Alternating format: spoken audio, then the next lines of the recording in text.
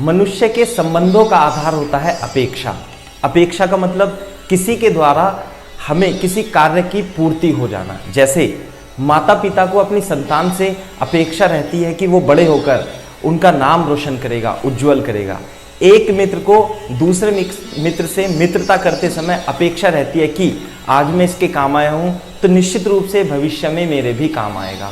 परंतु अपेक्षा की तो नियति ही है भंग होना। क्यों? क्योंकि अपेक्षा जन्म लेती है मस्तिष्क में, और जब ये अपेक्षा किसी के द्वारा पूर्ण नहीं की जाती तो जन्म होता है संघर्ष का, और इस संघर्ष के कारण हमारा जीवन दुखदायी हो जाता है। तो जब भी आप किसी से मित्रता करें, एक माता पिता को अपनी संतान से या संतान को अपने माता पिता से, संबंधों के आधार पर अपेक्षा को बीच में नहीं लाना चाहिए। अर्थात संबंधों को अपेक्षा का आधार नहीं दिया जाना चाहिए। यदि आप ऐसा करते हैं तो निश्चित ही आपका जीवन सुखदायी होगा, आनंदमय। Hello student, welcome to Bambole academy. I am Deepak Saini, physics faculty, and today our topic of discussion is rotational motion. Rotational motion is a very tough chapter to be understand, है ना। लोग इसे बहुत ही बच्चे और टीचर भी इसे बहुत टफ चैप्टर समझते हैं, और वास्तव में ये टफ है भी। लेकिन इसका कुछ इनिशियल पार्ट तो बहुत ही आसान है, जिसे आप आसान तरीके से हम सीख सकते हैं, है ना। तो हम स्टार्ट करते हैं रोटेशनल मोशन से, है ना। तो सबसे पहले रोटेशनल मोशन हम किसके लिए पढ़ते हैं? रिजिड बॉडी के लिए हम रोटेशनल मोशन पढ़ते हैं। तो आप डेफिनेशन डालिए सबसे पहले, व्हाट इज रिजिड बॉडी? कोई बता सकता है बेटा हमें रिजिड बॉडी क्या होता है? Rigid body is a body where, what is rigid body? जैसे पेन है, this pen can be consider as a rigid body. ये तो बात ठीक है, लेकिन डेफिनेशन कैसे दोगे बेटा आप रिजिड बॉडी की, है ना। तो आप डेफिनेशन लिख लीजिए। डेफिनेशन पहले मैं समझा देता हूं क्या, कि मान लिया यदि कोई ये बॉडी है इस तरीके से, है ना, और इसके दो पार्टिकल है, कोई भी पार्टिकल है, जैसे पार्टिकल 1 और पार्टिकल 2, ये पार्टिकल 1 है, पार्टिकल 2। यदि इन पार्टिकल के बीच की relative motion during the motion of the body does not change, then the body is called rigid body, है ना। जैसे इनके बीच की दूरी कितनी है बेटा? मान लेते हैं L है, और ये कोई बॉडी है इर्रेगुलर शेप की। यदि ये बॉडी मोशन करती है और इन दोनों पार्टिकल के बीच की distance, relative distance does not change with time, then this body is considered to be as perfectly rigid body. Clear है क्या बात? तो लिख लीजिए, what is rigid body? If during the motion of the body, during the motion of the body, the relative distance between any two particle of the body does not change, the body is called rigid body, है ना। rigid body तो बहुत सारे type की हो सकती हैं, जैसे मान लिया पेन है, ये हमने rigid body है, so this is the rigid body, है ना। एक बहुत ही इंपॉर्टेंट कंस्ट्रेंट आता है इसमें rigid body के लिए, जैसे कि मान लेते हैं ये स्प्रिंग मास सिस्टम है M1 एंड M2, है ना। अब यदि आप इस स्प्रिंग मास सिस्टम में ये इस तरीके से मोशन कर रहा है कि इसकी भी वेलोसिटी v है और इसकी भी वेलोसिटी v है, तो देखो बेटा, according to definition this spring mass system can be considered as a rigid body because the distance, relative distance between these two any two particle, यदि आप एक पार्टिकल यहां कंसिडर करें, एक पार्टिकल यहां कंसिडर करें, तो इनके बीच की जो डिस्टेंस है ये, दिस डिस्टेंस L डैश मान लेते हैं इसे, is not changing with time during the motion of the body, therefore this spring mass system can be considered as rigid body. Clear है क्या बात? तो ये तो बात है। दूसरा, एक बहुत इंपॉर्टेंट कंस्ट्रेंट निकल करके आती है, और जिसमें बहुत ही इंपॉर्टेंट कॉन्सेप्ट बनता है और क्वेश्चन भी बनता है रिजिड बॉडी पे, कि relative distance between two particle does not change. देखो बोर्ड पे देखो, मान लेते हैं ये हमारी कोई इर्रेगुलर शेप की रिजिड बॉडी है, और ये ऐसे करके इन दो पॉइंट है 1 और 2। क्लियर है क्या बात? इस पॉइंट की वेलोसिटी कितनी है बेटा? v1 मान लेते हैं, इधर की ओर है, और इस पॉइंट की वेलोसिटी बेटा कितनी है? v2 मान लेते हैं। अब इन दोनों बॉडीज को यदि हम जोड़ें, ऐसे करके दोनों पार्टिकल को जोड़ें, तो दोनों पार्टिकल की वेलोसिटी अलग अलग होगी, कि मान लेते हैं ये अल्फा है और इसका एंगल कितना है? बीटा।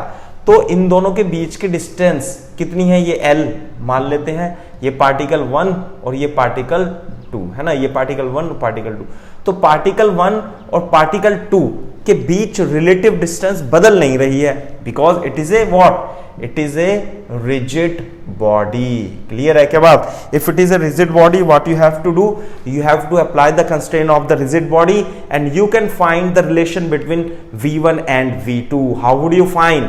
देखो बेटा, अगर जो ये अगर जो मान लिया पार्टिकल 2 है और ये पार्टिकल 1 है, ऐसे करके, है ना, this is particle 2 and this is particle 1, और इनके बीच की डिस्टेंस नहीं बदल रही है, ये नहीं बदल रही है, तो दोनों की वेलोसिटी क्या होगी, इस डायरेक्शन में क्या होगी, कांस्टेंट होगी। जैसे ये था ना v1 और v2 दोनों आपस में क्या है, सेम है। तो देखो, अगर जो ये v1 है तो इधर इसका कंपोनेंट कितना हो जाएगा बेटा, v1 cos अल्फा। क्लियर है? अगर जो v2 है तो इधर कंपोनेंट कितना हो जाएगा, v2 cos बीटा। आ गई बात समझ में? सो this is what, v1 cos alpha, this is what, v2 cos beta, but this is a rigid body, therefore these two velocity must be equal, v1 cos alpha is equal to v2 cos beta. So this is the constraint of the rigid body. This is the constraint between v1 and v2 with the help of the definition of the rigid body. 5 minute के अंदर ही आपने एक बहुत अच्छा सा concept सीख लिया है। क्लियर है क्या बात? और इस पे बहुत ही टफ क्वेश्चन भी बन सकता है। क्लियर है क्या बात? अभी तो हम इसमें रिजिड बॉडी मोशन जब हम पढ़ेंगे, डायनेमिक पढ़ेंगे, तो इसमें और भी बहुत ज़्यादा कॉन्सेप्ट है, स्ट्रॉन्ग डेप्थ में कॉन्सेप्ट है, उसे हम अभी एट प्रेजेंट डिस्कस नहीं कर रहे हैं, बाद में डिस्कस करते हैं। हम अपने डिस्कशन को आगे बढ़ाते हैं और हम रिजिड बॉडी के बाद हम स्टार्ट करते हैं difference between rotational motion and translational motion, या आप ऐसे भी लिख सकते हैं कि टाइप ऑफ मोशंस। हेडिंग डालो बच्चा, है ना, टाइप्स ऑफ मोशन। तो बेटा मोशन कितने टाइप की हो सकती है? मोशन 2 टाइप की हो सकती है। देखो, ट्रांसलेशनल मोशन और दूसरी हो सकती है बेटा रोटेशनल मोशन। क्लियर है क्या बात? Translational and rotational motion. What is the difference between translational and the rotational motion? बता सकते हो? ट्रांसलेशनल मोशन ऐसा ही लगता है ना जैसे हम अभी जो पहले चैप्टर में पढ़ा था वो ट्रांसलेशनल मोशन होती है, लेकिन अभी आपके दिमाग के दरवाजे खुल जाएंगे जब मैं आपको बताऊंगा व्हाट इज ट्रांसलेशन मोशन। तो सबसे पहले हेडिंग डालिए, आप डेफिनेशन लिख लिए, ट्रांसलेशनल मोशन। क्लियर है क्या बात? ऐसे करके देखो, समझने के लिए आप इसे इस तरीके से समझ सकते हैं। सबसे पहले लिख लीजिए, if on a rigid body if we draw an imaginary line, if on a rigid body if we draw an imaginary line and a body moves in a such a way and a body moves in a such a way such that the orientation of this imaginary line does not change. The orientation of this imaginary line does not change. Then the body is called translational motion. The motion is called translational motion.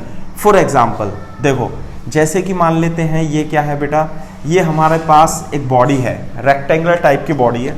Rectangular type की body मतलब ये rigid body है हमारी। अब यदि ये इस तरीके से मूव करती है कि सबसे पहले हम इस पे एक लाइन खींचते हैं ए बी, यदि मैंने इस पे एक ए बी लाइन खींच दी, ये लाइन खींच दी, और ये इस तरीके से मोशन करती है, ऐसे करके सीधे सीधे मोशन कर दी है, मान लिया ऐसे करके, और फिर कहाँ पहुँच जाती है बेटा, यहाँ पर पहुँच जाती है। क्लियर है क्या बात? पहले तो यहाँ थी, फिर यहाँ थी, फिर यहाँ थी। तो आप देखोगे कि ये जो ए बी लाइन है, दिस ए बी लाइन, समझना इसे ध्यान से, नहीं तो आपको बहुत दिक्कत होगी बाद में। ये A B line, the orientation मतलब ऐसे थे ए बी लाइन, फिर ऐसे चली और ऐसे ही पहुंच गई। तो बेटा ये बॉडी की मोशन कैसी है? कैसी मोशन है? Translational motion. क्लियर है कि बात? मैं आपको एक एग्जांपल बता करके दिखाता हूं। जैसे कि ये इसमें मैंने एक ए और बी लाइन खींची और इस बॉडी को इस तरीके से मोशन करा रहा हूं, तो the orientation of this body of this line is not changing, therefore the motion of the body is translational motion. Is it clear? Okay, very good. अच्छा, ये तो हो गई इस टाइप की मोशन। यदि मैं इस टाइप की मोशन कंसीडर करूं, जैसे ये बॉडी है ना, ये बॉडी किधर गई, ये बॉडी इधर गई, फिर ये बॉडी इधर गई, और ये फिर बॉडी या ऐसे करके ये बॉडी इधर गई, और फिर ये बॉडी इधर जा करके यहाँ पर आ गई, तब इस बॉडी की मोशन कैसी हुई, है ना।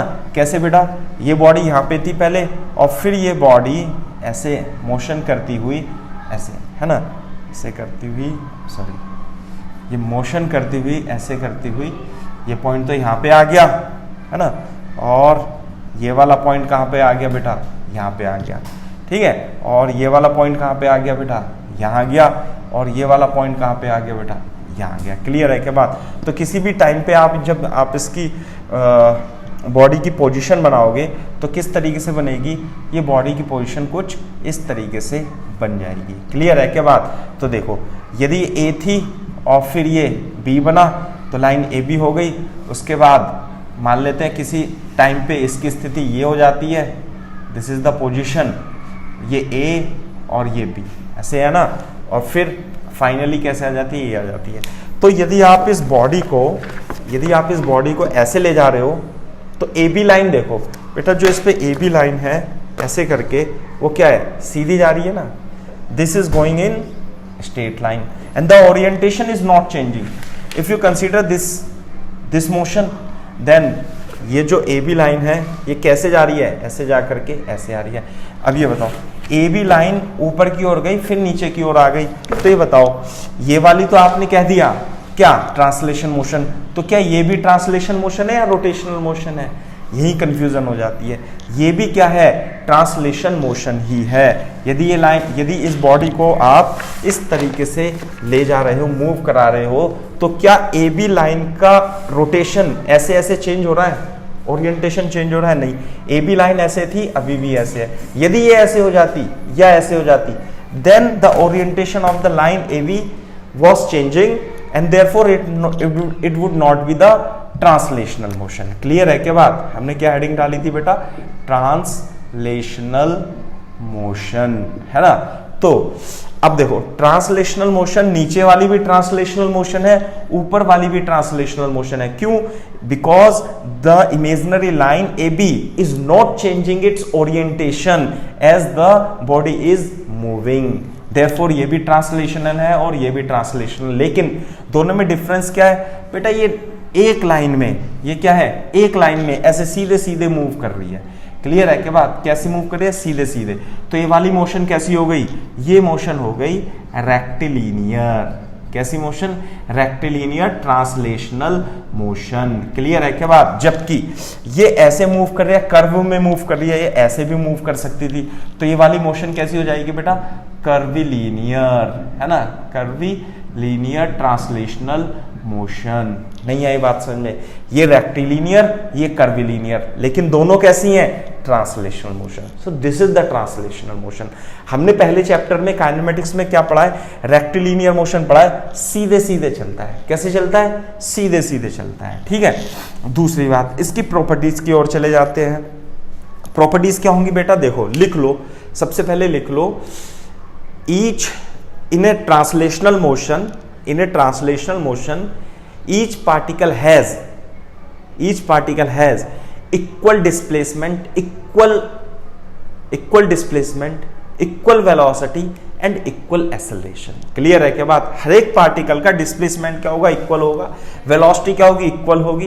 क्लियर है क्या बात। एक्सेलरेशन क्या होगा, इक्वल होगा सभी पार्टिकल का।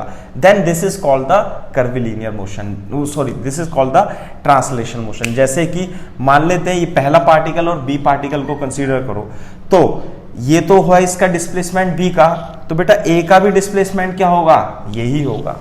क्लियर है क्या बात। अब देखो, अब मैं मान लेता हूं ये सी पार्टिकल कोई ए बी सी, अभी ए बी तो स्ट्रेट लाइन में दिखा दिए थे, तो आपको ऐसा लग रहा है हाँ सर ऐसा होगा।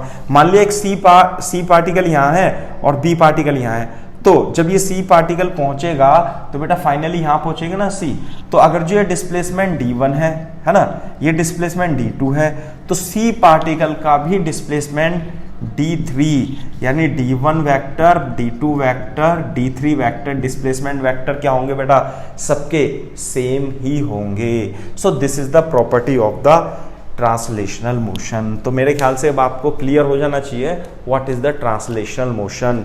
ट्रांसलेशन मोशन क्या होती है? यदि उस पे इमेजिनरी लाइन ए बी खींच दें और उसका orientation during the motion change ना हो तो ट्रांसलेशनल मोशन कहलाती है। यदि बॉडी सीधे सीधे चलती है तो रेक्टिलिनियर मोशन, और यदि बॉडी कर्व में चलती है लेकिन ओरिएंटेशन चेंज नहीं होना चाहिए, है ना, ऐसे नहीं होना चाहिए, ऐसे करके, then this is called the curvilinear translational motion. Clear है बात? तो हम नेक्स्ट पॉइंट की ओर मूव करते हैं। नेक्स्ट पॉइंट क्या है बेटा हमारा? Rotational motion. अब आपको रोटेशनल मोशन को समझने में बहुत ही आसानी होगी। कैसे? रोटेशनल मोशन में लिख लीजिए बेटा, क्या है रोटेशनल मोशन में? फॉर सेकंड पॉइंट लिख लिए, क्या? Rotational motion. क्लियर है क्या बात? तो डेफिनेशन लिख लीजिए इसकी कि if we draw an imaginary line on a body and if during the motion the orientation of this line changes, then the motion is called rotational motion। Clear है क्या बात? फॉर एग्जाम्पल, जैसे कि मान ले हमने ये एक बॉडी ली, है ना, सॉलिड बॉडी थी। बॉडी कैसे थे? ऐसे करके बॉडी थी। अब हमने एक लाइन खींची ए बी, है ना, और ये मूव कर रही है। मूव करते करते थोड़ी देर में ये बॉडी कैसे हो गई बेटा? ये लाइन हो गया कितना, ये ए और बी हो गई, ये ऐसे मूव करी। फिर मूव करती करती कैसे हो गई बेटा? ये फिर मूव करती करती अरे ऐसे हो गई। This is A, this is B. और फिर बाद में मूव करती करती कैसे हो गई बेटा? ये हो गई ए बी। देखो, नहीं आई बात समझ में? कैसे? ए बी था ऐसे करा तो ओरिएंटेशन चेंज हो रहा है, और ओरिएंटेशन चेंज हुआ, और फाइनली ओरिएंटेशन चेंज हो गया। नहीं आई बात समझ में? सो this type of the motion, जैसे ये ऐसे मोशन करता हुआ जा रहा है ऐसे करके, तो ये बॉडी की जो मोशन है ये कैसी मोशन है बेटा? रोटेशनल मोशन है। तो रोटेशनल मोशन में क्या होगा? रोटेशनल मोशन में if we draw the imaginary line on a body, if it changes orientation with time, then the motion is called rotational motion। जबकि ट्रांसलेशन मोशन में ओरिएंटेशन चेंज नहीं होता, है ना। क्लियर है बात? दूसरी बात, इसकी प्रॉपर्टीज लिख लिए, क्या? कि the displacement, acceleration and the particle, the displacement, acceleration and the velocity of particles may be same और मे बी डिफरेंट, है ना। May be same, may be different, और हो भी सकता है और डिफरेंट भी हो सकती है ना। सब पार्टिकल का, कुछ पार्टिकल का सेम हो सकता है, कुछ पार्टिकल का डिफरेंट भी हो सकता है। आगे बात समझ में? ये बात है। So this is the difference between the rotational motion and the translational motion. लेकिन हमारे चैप्टर का नाम क्या है बेटा? रोटेशनल मोशन, है ना। अब देखो, लिखो types of rotational motion, types of rotational motion. Clear है क्या बात? तो रोटेशनल मोशन को हमने 3 कैटेगरी में डिवाइड किया हुआ है ना। पहला, दूसरा, तीसरा, है ना। तो बेटा पहले फर्स्ट टाइप लिखो, क्या? रोटेशनल मोशन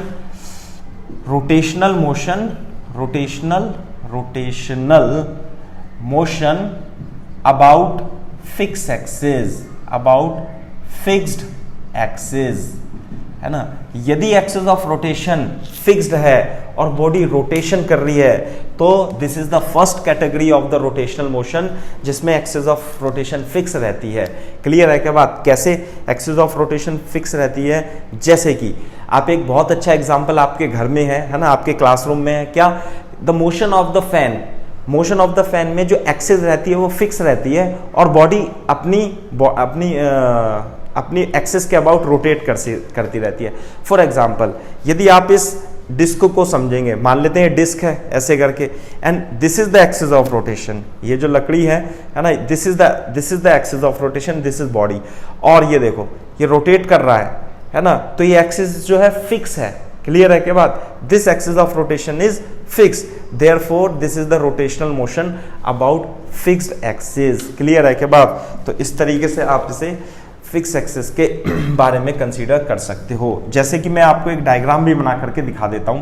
जैसे कि ये डिस्क ही बनाते हैं अपन, है ना, बड़ी अच्छी से डिस्क बनाते हैं।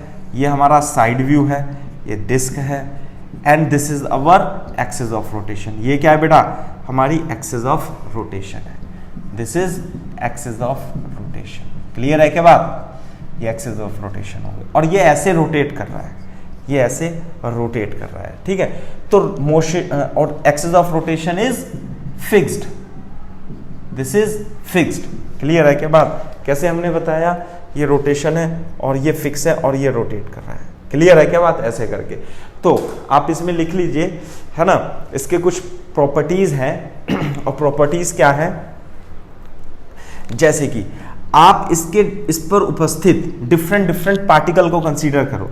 जैसे मान लिया ये पार्टिकल है, एक पार्टिकल 1 है और एक पार्टिकल 2 है, और मान लेते हैं एक पार्टिकल 3 है। क्लियर है क्या बात, ये तो हो गया इसका साइड व्यू। कैसा व्यू, साइड व्यू। लेकिन यदि आप इसका टॉप व्यू बनाते हो, टॉप व्यू मतलब ऊपर से देखोगे, अगर जो आप इसका टॉप व्यू बनाते हो तो कैसे आएगा बेटा, टॉप व्यू में ऐसे करके, ये हो जाएगी डिस्क, ये हो जाएगा सेंटर, और ये हो जाएगी एक्सिस। और बेटा कैसे घूम रही है, ये ओमेगा से मान लिया ऐसे घूम रही है ना, ऐसे करके घूम रही है। तो पहला पार्टिकल कहां था, मान लिया 1 ऐसे, दूसरा पार्टिकल कहां था 2, और तीसरा पार्टिकल कहां था बेटा 3 यहां पे था। नहीं आई बात समझ में, तो अब ध्यान से देखो, हर एक पार्टिकल क्या होता है, हर एक पार्टिकल, जैसे अब ये फर्स्ट पार्टिकल है, the first particle is performing purely circular motion about this axis of rotation. यदि आप दूसरे को कंसीडर करोगे तो दूसरा भी क्या कर रहा है, सर्कुलर मोशन कर रहा है, और तीसरा भी क्या कर रहा है बेटा, सर्कुलर मोशन कर रहा है। इसका मतलब यदि एक्सिस ऑफ रोटेशन फिक्स होती है तो बॉडी के पार्टिकल इस एक्सिस ऑफ रोटेशन के अबाउट सर्कुलर मोशन परफॉर्म करते हैं। दूसरी बात, जो ये सर्किल होंगे, these circles are concentric circle, और इन सर्किल का जो सेंटर होगा वो कहां पर होगा, it would be on the axis of rotation. जैसे कि 3D में बना दें, ये वाला पार्टिकल कहां रोटेशन कर रहा है, ये पार्टिकल ऐसे रोटेशन कर रहा है, ये पार्टिकल ऐसे रोटेशन कर रहा है, और ये पार्टिकल ऐसे रोटेशन कर रहा है। सेंटर कहां है सबका, बीच में। क्लियर है क्या बात, तो लिख लो, इन पॉइंट बना के लिख लो, all the particle performing circular motion, all the particle performing circular motion about fixed axis of rotation such that the circle formed by them are concentric। Circle क्या होंगे बेटा, कॉन्सेंट्रिक होंगे। क्लियर है क्या बात, सर्किल कैसे होंगे, कॉन्सेंट्रिक होंगे। क्लियर है क्या बात, ये बात है। दूसरा, अच्छा ये तो हो गया type of motion, rotational motion first. दूसरी मोशन लिखो, दूसरी मोशन में क्या होगा, एक्सिस ऑफ रोटेशन क्या होगी, फिक्स्ड नहीं होगी, बल्कि क्या होगी, ट्रांसलेटरी मोशन करती हुई प्रतीत होगी, है ना। लिख लीजिए, rotational motion if and axis is not fixed, और इट परफॉर्म क्या, इट परफॉर्म ट्रांसलेटरी मोशन, इस परफॉर्म ट्रांसलेटरी मोशन। क्लियर है क्या बात। दूसरा भी आएगा इसके बाद, translational motion, axis not fix but performing rotational motion itself. देखो ये तो एग्जाम्पल कैसे हम करेंगे, ये हम एग्जाम्पल करेंगे जैसे कि मान लेते हैं ये हमारे पास, जैसे कि एग्जाम्पल लिख लो, the motion of wheel, the motion of wheel of cycle, है ना, साइकिल। क्लियर है क्या बात, जो साइकिल का मोशन होता है व्हील का, वो क्या होता है, इसी टाइप का एग्जांपल होता है। जैसे कि इसमें देखो आप, ये तो एक्सिस ऑफ रोटेशन फिक्स है, लेकिन यदि आप इसमें ये इस तरीके से मोशन करने लगे, ऐसे करके आगे, साइकिल का व्हील ऐसे ही तो चलता है, ये तो एक्सल हो गया, और ये कैसे चलता है, ऐसे चल रहा है, तो ये रोटेशन तो कर ही रही है अपनी एक्सिस के अबाउट, लेकिन इसकी एक्सिस ऑफ रोटेशन ये जो है ये भी आगे की ओर चल रही है ना। तो इसमें इसका मतलब किस प्रकार की मोशन होगी कि जैसे ये व्हील है, अब भैया ये व्हील तो घूम ही रहा है किसी स्पीड से, लेकिन ये एक्सिस ऑफ रोटेशन भी सड़क पे क्या चल रही है, आगे की ओर चल रहा है, ऐसे करके। क्लियर है क्या बात? सॉरी, ये कैसे चल रहा है, ये भी आगे की ओर चल रहा है। कितनी स्पीड से मान ले इसकी स्पीड कितनी है बेटा v, और ये तो क्या है, घूम ही रहा है, ये तो घूम ही रहा है, तो ये एक्सिस ऑफ रोटेशन भी आगे चल रही है और व्हील भी आगे चल रहा है। So this type of motion in which translationary axis of rotation performing, ये एक्सिस जो है सीधा सीधा जा रहा है, एक्सिस जो जा रहा है सीधा सीधा जा रहा है, तो ट्रांसलेटरी मोशन हो गया। ठीक है, ये तो हो गया सेकेंड मोशन। अब थर्ड मोशन बहुत इंपॉर्टेंट है। Axis of rotation is not fixed and but it is performing, what it is performing, it is performing rotational motion या सर्कुलर रोटेशनल मोशन।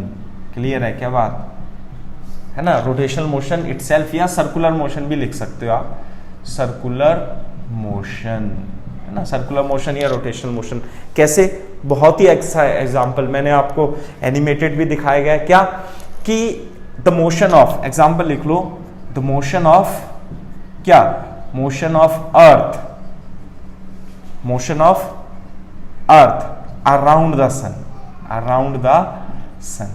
क्लियर है क्या बात? तो सन क्या कर, अर्थ को देखो बेटा, अर्थ क्या करती है, अर्थ घूमती भी रहती है अपनी एक्सिस ऑफ रोटेशन के अबाउट, और सन के चारों ओर चक्कर भी लगाती रहती है। तो इसमें रोटेशनल, अर्थ तो अपनी एक्सिस ऑफ रोटेशन के अबाउट रोटेशन कर रहा है, और उसकी एक्सिस भी क्या है, क्या मोशन कर रही है, रोटेशन कर रही है ना। तो यहाँ पे सर्कुलर मोशन की जगह आप रोटेशन वर्ड लिख लो, है ना, तो ज्यादा बेटर रहेगा, है ना, ऐसा भी केस हो सकता है। So this is the third type of motion. Clear है क्या बात? तो अपने को क्या करना है अपने को इसमें थर्ड टाइप तो बहुत टफ की श्रेणी में आ जाती है ये वाला, तो ये तो नहीं करना है जिसमें रोटेशन एक्सिस भी रोटेट कर रही हो या सर्कुलर मोशन कर रही हो, है ना। हमें मोस्टली क्या करना है, फिक्स एक्सिस के अबाउट रोटेशन पढ़ना है, और जब axis of rotation translatory motion कर रही हो तो वो वाला रोटेशनल मोशन डिस्कस करना है। क्लियर है क्या बात?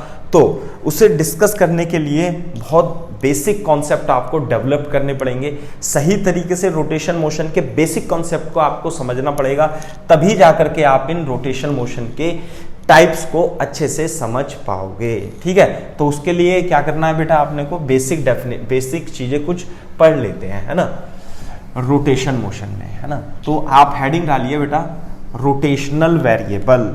सबसे पहले हेडिंग डालो रोटेशनल, है ना, हेडिंग डालो रोटेशनल वेरिएबल। आ गई बात समझ में? पहला लिखो बेटा angular displacement. What is it?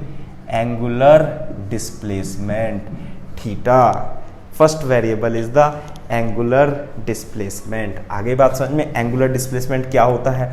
देखो बच्चों, जैसे कि मान लेते हैं ये हमारी डिस्क है ना, दिस इज द डिस्क, ऐसे करके ये अपनी डिस्क है, और ये एक्सिस क्या है बेटा, फिक्स है। अभी तो हम क्या पढ़ेंगे, फिक्स एक्सिस के अबाउट रोटेशन करेंगे, है ना, तो ये ऐसे रोटेशन कर रहा है। क्लियर है क्या बात? अब मान लेते हैं कि ये तो एक्सिस ऑफ रोटेशन हो गया, और ये सेंटर हो गया, मान लेते हैं सेंटर हो गया। मान लिया एक पार्टिकल यहाँ पर है, पार्टिकल क्या है बेटा, P यहाँ पर है। अब ये ओमेगा से घूम रहा है या किसी एंगुलर वेलोसिटी से घूम रहा है, तो ऐसे करके थोड़ी देर बाद ये पार्टिकल P ऐसे रोटेट करता हुआ कहाँ पे आ जाएगा बेटा, Q पे आ जाएगा। नहीं आई बात समझ में? और कितना एंगल मेट कर लेगा, it will subtend angle theta, A से B पे आ गया, A से B लिख लो बेटा, और it will make angle theta on the centre of the circle. ये तो इसका साइड व्यू हो गया, this is the side view. यदि आप इसका टॉप व्यू देखोगे तो आपको ज्यादा अच्छा लगेगा। कैसे? ये बेटा डिस्क है, ये सेंटर है, ये एक्सिस ऑफ रोटेशन है, और ये ऐसे ऐसे घूम रहा है। क्लियर है क्या बात? ऐसे ऐसे घूम रहा है। कैसे? डिस्क में बता देता हूँ आपको, ये है ऐसे करके, और ये ऐसे ऐसे घूम रहा है ऐसे करके। तो इनिशियली जो कोई पार्टिकल था पहले, ये तो ओमेगा से घूम रहा है, पहले यहाँ पर था। क्लियर है क्या बात? और A पर था, और घूमता घूमता कहाँ पर आ गया, वो घूमता घूमता B पर आ गया। तो इसने जो सेंटर पे एंगल बनाया, यही क्या कहलाता है, एंगुलर डिस्प्लेसमेंट कहलाता है। क्लियर है क्या बात? तो what is the angular displacement? लिख लो the angle made by arc on the centre of the circle during the rotation motion is called angular displacement. आगे बात समझ में, इट इज ए, हाँ है ना, एंगुलर डिस्प्लेसमेंट। इसकी यूनिट क्या होती है बेटा? एसआई यूनिट जो होती है इसकी वो रेडियन होती है, रेडियन। इसे RAD से रिप्रेजेंट करते हैं। क्लियर है क्या बात? दूसरी बात, एक इंपॉर्टेंट पॉइंट ये है कि यदि एंगल बड़ा है तो it is a scalar quantity. अगर जो एंगल बहुत छोटा है यानी एलिमेंट्री एंगल को हम वेक्टर क्वांटिटी कंसीडर करते हैं। यदि एंगल बड़ा है तो it is a scalar quantity. If angle is smaller और एलिमेंटल एंगल को हम क्या करते हैं? वेक्टर कंसीडर करते हैं। तो लिख लीजिए, a big angle is, if the angle is big, if angle is big it is considered as scalar quantity, but elementary angle is to be considered as vector quantity, है ना। elementary angle को क्या consider करेंगे? elementary angle is to be considered as vector quantity। अब जब ये vector quantity है तो बेटा इसकी डायरेक्शन कैसी होगी? बहुत ज्यादा कंफ्यूजन रहता है बच्चों को डायरेक्शन में, है ना। मैंने आपको पहले ही बता दिया है कैसे ये ऐसे घूम रहा है ना, ऐसे घूम रहा है, और ये टॉप व्यू देखें तो ऐसे घूम रहा है। क्लियर है क्या बात? तो देखो ध्यान से समझना कि जो एंगल की डायरेक्शन बहुत ज्यादा इंपॉर्टेंट है। कैसे दी जाती है? राइट हैंड रूल से। कैसे? मैं लिखाऊंगा नहीं, समझाऊंगा केवल कि the direction of angle is given by the right hand rule. कैसे? एक्सिस की तरफ हम रोटेट करेंगे, एक्सिस की तरफ हम थंब को रखेंगे और ऐसे घुमाएंगे। तो एंगल ऑफ रोटेशन जो डिस्प्लेसमेंट, एंगुलर डिस्प्लेसमेंट है, तो उसकी डायरेक्शन किधर होगी बेटा? इधर। जैसे कि इसमें एंगल ऑफ डिस्प्लेसमेंट की डायरेक्शन किधर है बेटा? ऐसे करके, ऐसे घूम रहा है ना, this is like this is the angular displacement. यदि डिस्क ऐसे घूमती तो कैसे होता? अंदर की ओर, इनटू द बोर्ड। इसमें angular displacement, sense of rotation is anti clockwise. Sense of rotation is anti-clockwise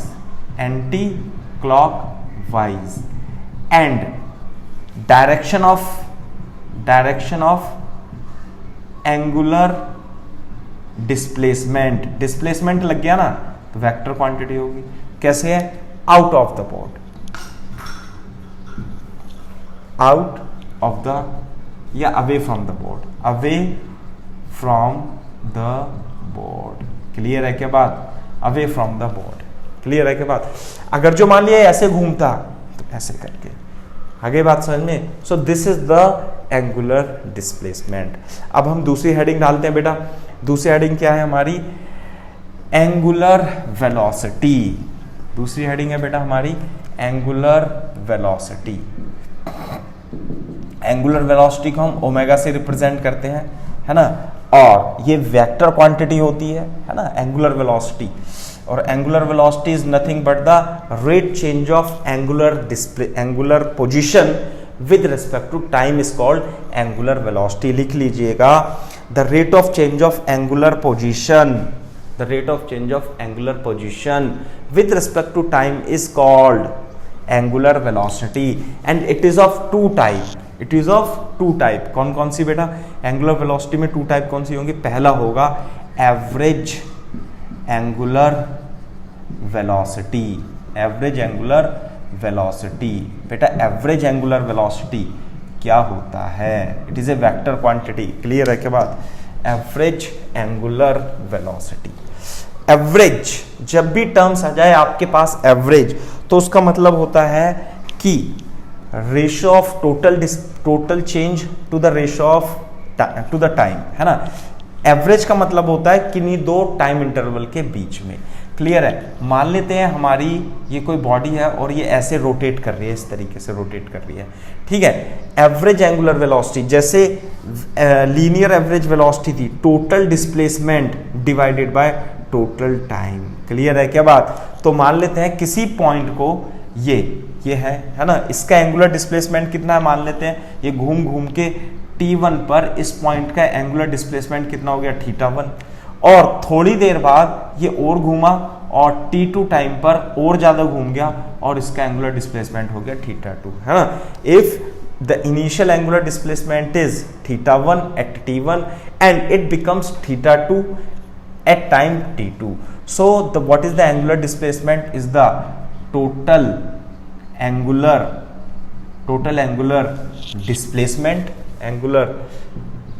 displacement divided by total time. Clear है क्या बात बेटा? t1 पर एंगुलर डिस्प्लेसमेंट एंगुलर पोजीशन कितनी थी θ1, t2 पर एंगुलर पोजीशन कितना हुआ θ2, तो एंगुलर डिस्प्लेसमेंट कितना हुआ θ2 minus θ1 divided by total time कितना लगा t2 माइनस t1, है ना? तो ये कितना हो गया बेटा delta theta upon delta T, but theta itself is a vector quantity, change in angle is a vector quantity. Theta तो वेक्टर नहीं होगा लेकिन एंगुलर डिस्प्लेसमेंट क्या होगा वेक्टर क्वांटिटी हो जाएगी। तो average angular velocity is nothing but total angular displacement divided by total time. नहीं आई बात समझ में? अब it is A vector quantity, it is A vector quantity. समझ में आती है क्या बात? दूसरी बात, वेक्टर क्वांटिटी है तो बेटा इसकी डायरेक्शन कैसे दी जाएगी देख लो। एक वेक्टर इधर लिखा है, एक वेक्टर इधर लिखा है, तो डायरेक्शन किधर होगी चेंज इन एंगल की ओर, है ना? डायरेक्शन इज टुवर्ड्स किधर टोटल एंगुलर डिस्प्लेसमेंट। नहीं आई बात समझ में? ऐसे करके। दूसरी बात, इसकी एसआई यूनिट क्या होगी बेटा? एसआई यूनिट देखो ऊपर क्या लिखा हुआ है, ऊपर लिखा हुआ है एंगल इन रेडियन और नीचे क्या लिखा हुआ है टाइम, और टाइम किस में होता है बेटा सेकंड में, तो एसआई यूनिट हो गई रेडियन पर सेकेंड। क्लियर है क्या बात? दूसरी बात, इसका जो डायमेंशन फॉर्मूला होता है रेडियन एंगल तो क्या होता है कॉम्प्लीमेंट्री क्वांटिटी होती है ना? तो इसके तो कोई डायमेंशन फॉर्मूला हमने लगाया नहीं है और 1 अपॉन टाइम आ जाएगा। रेडियन तो विदाउट डायमेंशन और टाइम का क्या होता है 1 अपॉन टी, यानी कि टी की power -1 is the dimensional formula. नहीं आई बात समझ में? सो this is the dimension formula. So this is the definition of the angular velocity. ये ध्यान रखने वाली बात है। अब हम करते, मैंने बताया था एंगुलर वेलोसिटी जैसे लीनियर वेलोसिटी थी एवरेज वेलोसिटी, और दूसरी क्या होती थी बेटा इंस्टेंटेनियस वेलोसिटी। ये तो हो गई average angular velocity and now we comes to the instantaneous velocity. तो इंस्टेंटेनियस वेलोसिटी का मतलब क्या है? The velocity, the angular velocity of a rotating body at particular time interval is called instantaneous angular velocity. नहीं आई बात समझ में? कैसे लिख लो, the angular velocity of a rotating body, the angular velocity of the rotating body at particular instant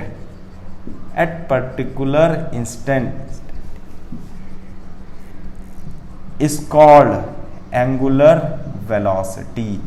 clear है क्या बात? एंगुलर वेलोसिटी देखो जैसे कि किसी पर्टिकुलर इंस्टेंट पे, जैसे कि ओमेगा एवरेज कितना होता है, ओमेगा एवरेज तो delta theta upon delta T था।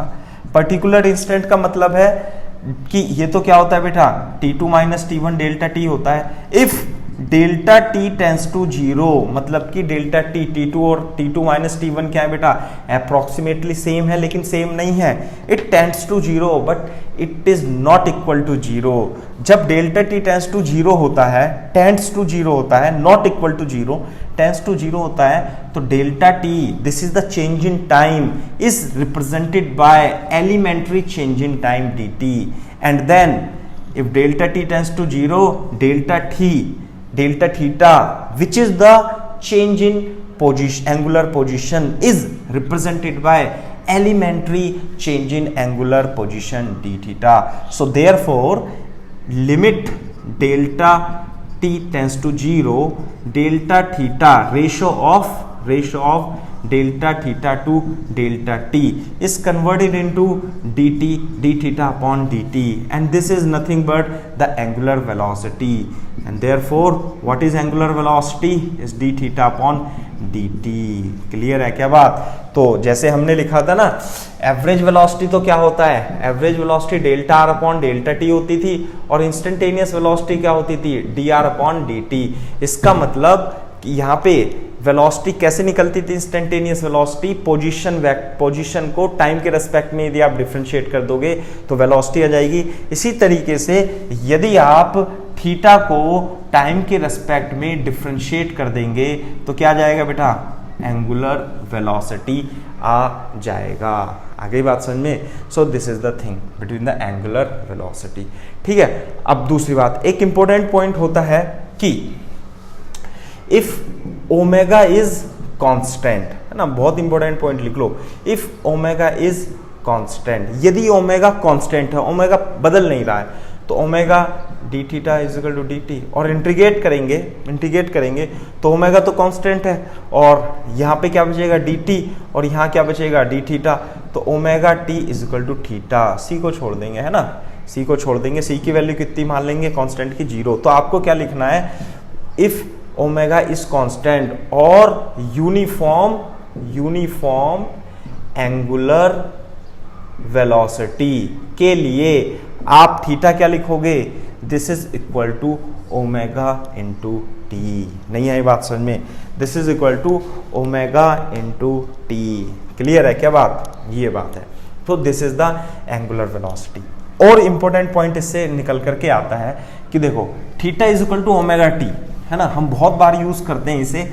कब यूज करेंगे theta is equal to omega T, जब एंगुलर वेलोसिटी कांस्टेंट होगी, यानी कि पंखा घूम रहा है, ऐसे मान लेते हैं, ऐसे पंखा घूम रहा है, फॉर एग्जांपल मान लेते हैं ये आपका पंखा घूम रहा है ऐसे करके, है ना, ये पंखा है, ये मान लेते हैं इसके 3 ब्लेड हैं ऐसे करके। आगे बात समझ में, दिस इज अ पंखा, this is a fan, top view है, और ये ऐसे घूम रहा है। ठीक है, तो अब जब ये घूम रहा है तो मान ले एक पॉइंट को कंसीडर करते हैं, ओमेगा कांस्टेंट से घूम रहा है, तो यहां से लेकर यहां तक जब पंखा पूरा एक चक्कर लगा देगा इन फुल वन रिवोल्यूशन, बेटा थीटा कितना घूमेगा, पहले तो यहां पे था, ये घूमा, है ना, यहां पे था, अब ये घूम के वापस आ गया, तो थीटा कितना घूमा, देखो यहां से चला और ये हुआ, कितना हुआ थीटा, थीटा हो गया 2 पाई। क्लियर है क्या बात। तो यदि ओमेगा यदि कांस्टेंट है तो एक चक्कर में एंगल कितना घूमेगा 2 पाई, और टोटल टाइम कितना लगेगा, टोटल टाइम लगा टाइम ऑफ रिवोल्यूशन, क्या मान लें इसे, टाइम ऑफ रिवोल्यूशन। तो टी कितना हो जाएगा बेटा, एक टाइम को कंप्लीट करने में लगा समय, लगा टाइम कैपिटल टी, और एंगल कितना घूमा, theta is equal to 2 pi radian.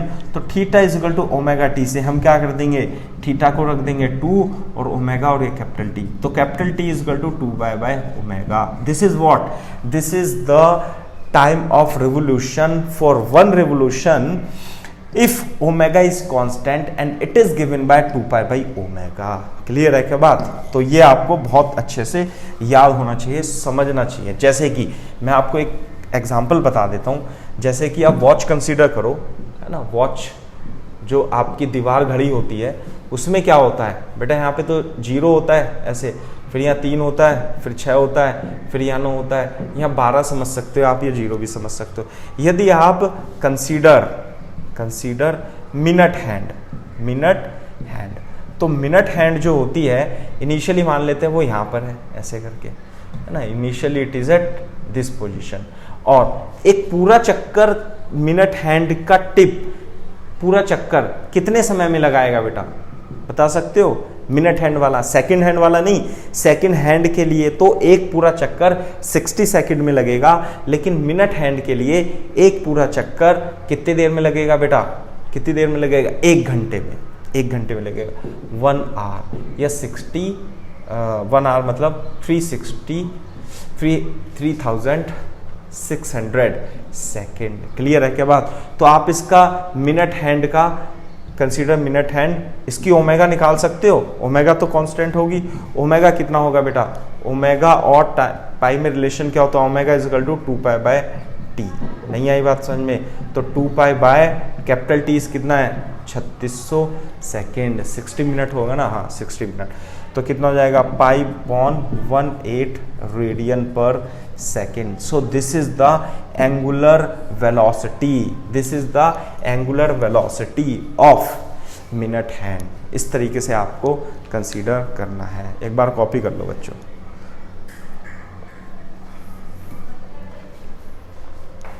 अच्छा, अगर जो आपने ऐसा कंसीडर कर लिया है तो आप देखो एक हम रिलेशन निकालते हैं सर्कुलर मोशन के कॉन्सेप्ट से और रोटेशनल मोशन के कॉन्सेप्ट से। लिखो, हेडिंग लिखो, रिलेशन नहीं, सबसे पहले इसे छोड़ो, पहले एंगुलर एक्सेलरेशन पढ़ लेते हैं। क्या पढ़ लेते हैं बेटा? Angular acceleration. तीसरा पॉइंट, एंगुलर एक्सेलरेशन क्या? Alpha, it is A vector quantity. ये भी क्या होगा? दो टाइप का होगा। पहला कौन सा? Average angular acceleration, average angular acceleration, alpha average. जैसे एवरेज लीनियर एक्सेलरेशन होता था, ऐसी एवरेज एंगुलर एक्सेलरेशन क्या कि t1 पर एंगुलर वेलोसिटी यदि v1 है और t2 समय पर किसी बॉडी की एंगुलर वेलोसिटी v2 है, तो अल्फा एवरेज जो होगा total change in angular velocity divided by total time taken. नहीं आई बात समझ में? तो total change in angular velocity कितना हुआ? Omega 2 minus omega 1 divided by t2 minus t1 is equal to delta omega upon delta t। So what is the average angular acceleration? Alpha की value कितनी होगी बेटा? अल्फा की जो value होगी, alpha average is equal to delta omega upon delta t। आ गई बात समझ में? ऐसे था ना। तो लीनियर एवरेज एक्सेलरेशन कैसे होता था? Delta we upon delta T. Clear है क्या बात? अब यदि डेल्टा टी टेंस टू 0 हो जाए, है ना, दूसरे हेडिंग डाल लीजिए। एक मिनट, पहले इसमें क्या लिखो? इसकी यूनिट और डायमेंशन लिख लो। कैसे? It is A vector quantity, it is A vector quantity. नहीं आई बात समझ में? बेटा वेक्टर क्वांटिटी तो डायरेक्शन किधर होगी? डायरेक्शन होगी along the change in velocity. Direction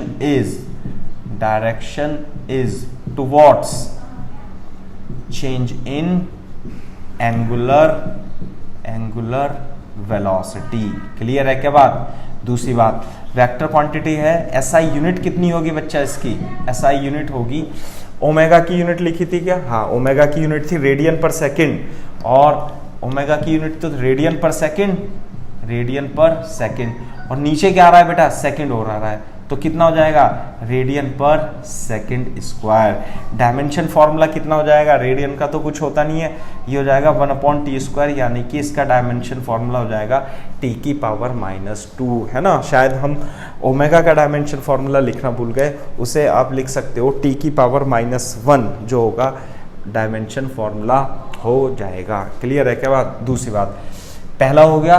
दूसरा क्या था? एंगुलर एक्सेलरेशन में एवरेज एंगुलर एक्सेलरेशन। दूसरा होगा instantaneous angular acceleration, that is alpha as a function of time t। नहीं आई बात समझ में? देखो, t1 पर ओमेगा 1 थी एंगुलर वेलोसिटी, t2 पर एंगुलर वेलोसिटी ओमेगा t, तो अल्फा एवरेज तो ये आ गया। क्लियर है क्या बात? तो अल्फा एवरेज तो ऐसे आ जाता है, लेकिन डेफिनेशन क्या होगी इंस्टेंटेनियस एंगुलर एक्सेलरेशन की? The angular acceleration of the rotating body eight a particular instant is called the instantaneous acceleration. Clear है क्या बात? इंस्टेंटेनियस एक्सेलरेशन का मतलब क्या होगा कि if delta T tends to 0, है ना, डेल्टा t1 और t2 में कोई ज्यादा डिफरेंस ना हो, यानी कि t2 माइनस t1 जो डेल्टा t होता है, it tends to 0, not equal to 0, then delta t is represented by elemental change in time t. Also delta omega will be represented by d omega upon dt. Therefore the ratio of delta omega to delta t when limit delta t tends to 0 is converted into d omega upon dt, and it is called instantaneous acceleration. It is a vector quantity, therefore alpha instantaneous is nothing but d omega upon dt. Clear है क्या बात? इसका मतलब क्या है? If you differentiate the omega, if you differentiate, लिख लो, if angular velocity is differentiated once with time t, then you will get instantaneous acceleration at that particular instant.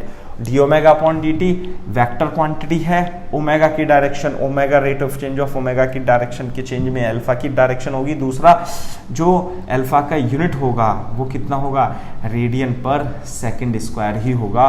और T की पावर -2 इसका क्या हो जाता है बेटा, टी की पावर -2 इसका क्या हो जाएगा, डायमेंशनल फॉर्मूला हो जाएगा। आगे बात समझे, ये बात है, ठीक है। अच्छा, ये तो हो गया एंगुलर एक्सेलरेशन के बारे में। एक छोटा सा पॉइंट रह गया है ना, एंगुलर वेलोसिटी में कैसे, concept of RPM, concept of RPM, revolution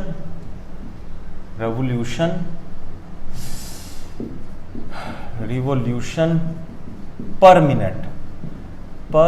minute यानी आरपीएम का कॉन्सेप्ट मैं बता देता हूँ ना। आरपीएम क्या होता है, जैसे जो हमारे फैन होते हैं ना, जो पंखे होते हैं या कोई मोटर होती है, तो उसकी जो कैरेक्टरिस्टिक्स होती है, स्पेसिफिकेशन होती है, उसके घूमने की दर पर रिप्रेजेंट करती है। It depends upon the rate of rotation of the machine, है ना, या फैन। तो और वो हम आरपीएम में लिखते हैं, रेडियन पर सेकंड, तो ऐसा यूनिट है, कभी कभी आरपीएम में भी लिखा आता है।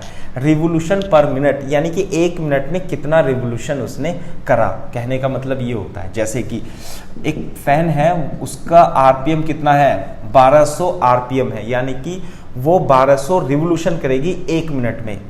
कितने आरपीएम करेगी, 1200 रिवोल्यूशन। अब देखो, यदि ये बॉडी है ना, और यहाँ से स्टार्ट होती है, तो बेटा एक रिवोल्यूशन में कितना एंगल मेड करती है, 360 डिग्री या 2 पाई रेडियन। एक रिवोल्यूशन में 2 पाई रेडियन, है ना। दूसरी बात, यदि आपको इसकी ओमेगा लिखनी है ना, तो ओमेगा तो क्या होगी इसकी, 1200 रिवोल्यूशन करता है 1 मिनट, 1200 रिवोल्यूशन करता है 1 मिनट में, और 1 मिनट में कितने सेकंड होते हैं, 60 सेकंड, यानी रिवोल्यूशन करता है कितना, जो ओमेगा होता है वो थीटा अपॉन टी होता है ना, ऐसे करके। तो थीटा कितना घूमा, थीटा मान लेते हैं, थीटा कितना है 1 मिनट, 1 मिनट में कितना 60 सेकंड, और 1 मिनट में 60 सेकंड में कितना एंगल घूमा, ये एंगल घूमा 1200 चक्कर, 1200 रिवोल्यूशन, लेकिन एंगल कितना 2 पाई। क्लियर है क्या बात। तो बेटा कितना हो जाएगा ये, तो 2 पाई, कितना हो गया 60 दूनी 20, और कितना हो गया 40 पाई रेडियन पर सेकेंड। नहीं आई बात समझ में, तो ये बात है।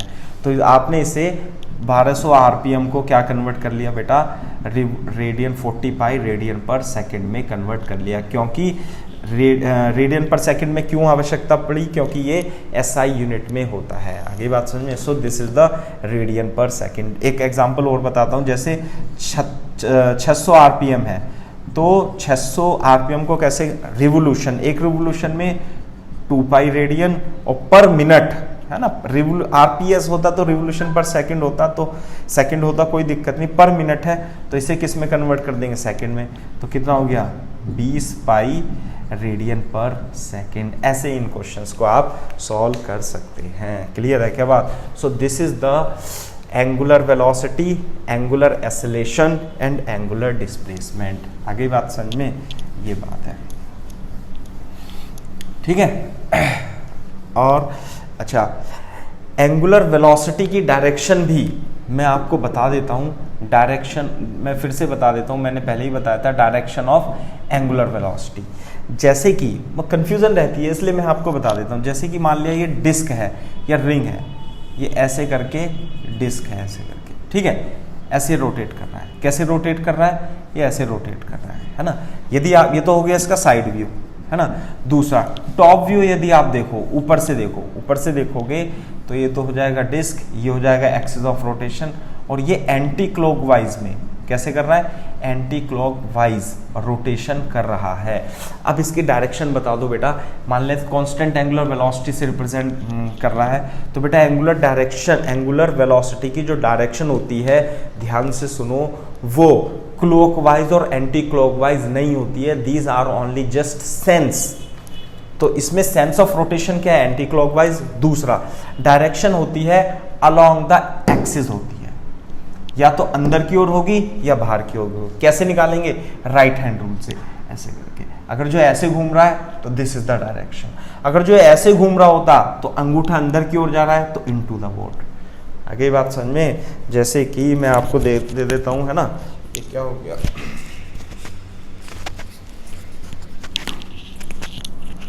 देखो बेटा ये गिर गया था, है ना। तो ये है, जैसे ये ऐसे घूम रहा है, ठीक है, ऐसे घूम रहा है, ऐसे घूम रहा है, यूं करके घूम रहा है, ऐसे करके घूम रहा है, ठीक है। तो जो डायरेक्शन होगी along the axis of rotation होगी, कैसे, ऐसे करके। तो ऐसे नहीं है कि क्लॉकवाइज एंटी क्लॉकवाइज बोलोगे, नहीं, away from the board, away from the board, away from the board, this is the vector, angular velocity vector, है ना, एंगुलर वेलोसिटी वेक्टर। इसमें कैसे दिखाएंगे, ऐसे करके, तो this is the direction of omega. नहीं आई बात समझ में, ओमेगा की डायरेक्शन ऐसे होगी, क्लियर है क्या बात। दूसरी बात, अगर जो मान लेते हैं ये डिस्क ऐसे करके घूमने लगे, दो ही तरीके से घूमेगी, या तो क्लॉकवाइज, या तो एंटी क्लॉकवाइज घूमेगी, या क्लॉकवाइज घूमेगी। यदि ये ऐसे घूम रही है तो बेटा देखो अंदर करके ऐसे लगाओ इनटू द बोर्ड, तो इसकी डायरेक्शन में क्या होगा, इनटू द बोर्ड, नहीं इनटू द बोर्ड। और इसमें क्या होगा, away from the board, away out of the board भी लिख सकते हैं, अवे फ्रॉम द बोर्ड। नहीं आई बात समझ में। अब मैं इसमें एक बार ऐसे बना देता हूं, जैसे कि ये डिस्क है, क्लियर है क्या बात, ये डिस्क है और ये एक्सिस ऑफ रोटेशन है, और ये ऐसे घूम रही है, आपकी बात एंटी क्लॉकवाइज घूम रही है इस तरीके से, है ना। तो इसकी डायरेक्शन जो होगी कैसे, ऐसे अंदर की ओर होगी, कैसे, दिस इज द डायरेक्शन होगा।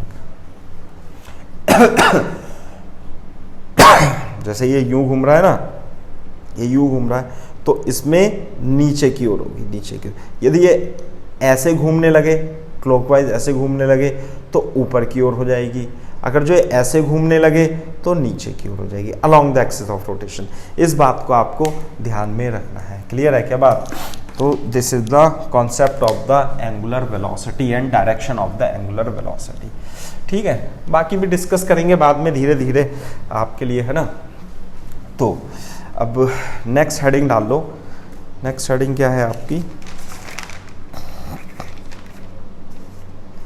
हाँ अच्छा, ये तो हो गई डायरेक्शन एंगुलर वेलोसिटी की। अब एंगुलर एक्सेलरेशन में अब हेडिंग डालो आप, acceleration, total acceleration, total acceleration, total acceleration of particle on a rigid, on A rotating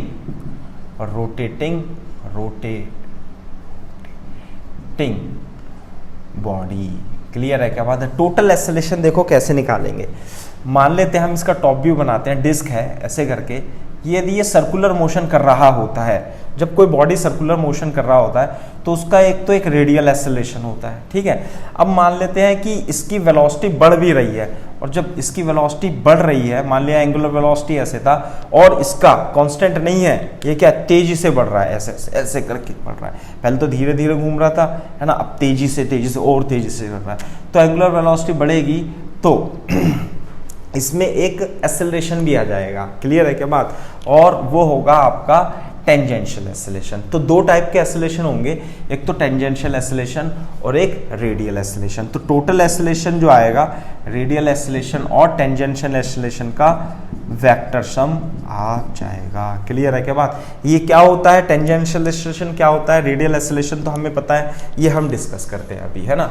तो देखो डिस्कस कैसे करेंगे, एक छोटा सा साइड में पॉइंट लिख लो, relation between linear velocity and angular velocity, है ना, of a particle on a body performing rotation. नहीं आई बात समझ में, कैसे, यदि कोई पार्टिकल है बॉडी पे तो वो रोटेशन भी करता है ना, और घूमता भी है, सर्कुलर मोशन भी करता है। जैसे कि मान लेते हैं ये हमारे पास एक डिस्क है और this is the axis of rotation, clear है क्या बात। एक पार्टिकल यहाँ पे है और वो क्या कर रहा है, यूनिफॉर्म सर्कुलर यूनिफॉर्म हो या नॉन यूनिफॉर्म हो, सर्कुलर मोशन करता है। तो देखो बोर्ड पे देखो, ये तो साइड व्यू हो गया बेटा। यदि आप इसका टॉप व्यू बनाओगे, if you make the top view, तो कैसे, ऐसे तो घूम रहा है ये, और इनिशियली कहाँ थी, यहाँ पर ए पर था और घूमता घूमता कहाँ पर आ गया, थोड़ी देर में बी पर आ गया, तो ये कितना हो गया एंगल थीटा, है ना। तो मान लेते हैं इसकी डिस्टेंस सेंटर ऑफ सर्किल से कहाँ थी, और आर से, तो ऐसे जब ये घूमेगा तो इसे थोड़ी देर के लिए हम क्या मान लेते हैं, डेल्टा एस, है ना।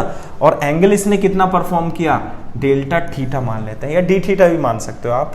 तो देखो, तो इस वाले ट्राइंगल में देखो ऐसे करके ds डेल्टा एस को बहुत छोटा सा मान लेंगे, तो ये जो आर्क होगी और ट्राइंगल की साइड बराबर लगभग होगी, तो क्या लिखेंगे हम इसे, angle is equal to arc upon radius, implies that delta S is equal to R into delta theta. नहीं आई बात समझ में। अब यदि आप इसे दोनों ओर dt से और dt से डिवाइड कर दोगे ना डिवाइड, और ds upon delta theta is equal to, इसे इधर से कॉपी कर लेना बेटा, r into delta theta upon delta T. यदि दोनों ओर limit delta T tends to 0 लगा दो, यानी कि उसी ओर r into limit delta T tends to 0 यानी delta theta upon delta T, तो बेटा ये क्या बन जाएगा, ये तो इंस्टेंटेनियस वेलोसिटी बन जाएगी, और ये r आ जाएगा, और ये इंस्टेंटेनियस एंगुलर वेलोसिटी हो जाएगी। सो this is the relation between linear speed, linear velocity and the angular velocity. ये तो रिलेशन है मैग्नीट्यूड में, this is the relation between magnitude, but velocity is a vector quantity, omega is a vector quantity and radius vector is also a vector quantity here, and you will write down in vector form, in vector form कैसे लिखोगे आप, you will write vector v is equal to omega cross vector r। velocity v की direction जो होगी omega और r, position vector और omega का cross product omega cross r से प्राप्त होगा। इस बात को आपको ध्यान रखना है। वैसे तो mostly question v equal to are omega लगाने से हो जाते हैं, लेकिन वेक्टर फॉर्म में कभी कभी सिचुएशन पलट जाती है और टफ क्वेश्चन बना देते हैं, और then we have to use vector v equal to omega cross r। इस चीज को आप ध्यान में रखेंगे। क्लियर है क्या बात? ओके, अब यहां से ही कॉन्सेप्ट जनरेट होता है टेंजेंशियल एक्सेलरेशन का। यदि एक बार आप इसे कॉपी कर लो और फिर देखो, है ना, बोर्ड पे देखो ध्यान से, क्या कि यदि v equal to R equal to omega लिखा है, एक बार डिफ्रेंशिएट करो इसे, differentiate with respect to time, है ना, t के रेस्पेक्ट में यदि आप डिफ्रेंशिएट करोगे तो dv upon dt is equal to R, radius distance तो सेम रहेगी, dr upon dt, and this is what acceleration, and this is what angular acceleration. a is equal to R alpha, यानी tangential acceleration is equal to R into alpha. लेकिन ये तो magnitude है, किसमें, magnitude में। यदि इन vector form फिर से हम थोड़ा सा परिवर्तित कर देंगे, tangential acceleration is equal to alpha cross R की तरह हम लिखेंगे। क्लियर है क्या बात? ये बात है। तो टेंजेंशियल एक्सेलरेशन कितना होता है बेटा, alpha cross R. What is alpha vector? Alpha vector is the angular acceleration. Is it clear? Okay, अब हम यहाँ पे कंटिन्यू करते हैं। आप इसे चाहे तो दोबारा से भी लिख सकते हो हेडिंग को, है ना, मेरे ख्याल से वो मेरे को पहले बता देना चाहिए था। अब यदि नहीं पता था तो आपको वैसे करो, है ना। अब इसमें देखो, हेडिंग डाल लो आप, total acceleration of the particle rotating body. तो जब कोई बॉडी रोटेट करती है, मान लेते किसी इंस्टेंट पर, एट ए गिवन इंस्टेंट, इसकी एंगुलर वेलोसिटी कितनी है बेटा, ओमेगा। तो यदि कोई पार्टिकल ए पर है और वो ऐसे ऐसे सर्कुलर मोशन करेगा, कैसे, इस सेंटर के अबाउट क्या करेगा बेटा, सर्कुलर मोशन करेगा ऐसे करके, ठीक है। और इसी स्टैंड पर इसकी वेलोसिटी कितनी है, ओमेगा, और ये तो सेंटर हो गया, और इसकी डिस्टेंस कितनी है, आर। तो एक तो ये सर्कुलर मोशन कर रहा है, साथ में ये एंगुलर वेलोसिटी इंक्रीज भी हो रही है। मान लिया उसका एंगुलर एक्सेलरेशन कितना है, अल्फा है, तो ये भी बढ़ रहा है ना।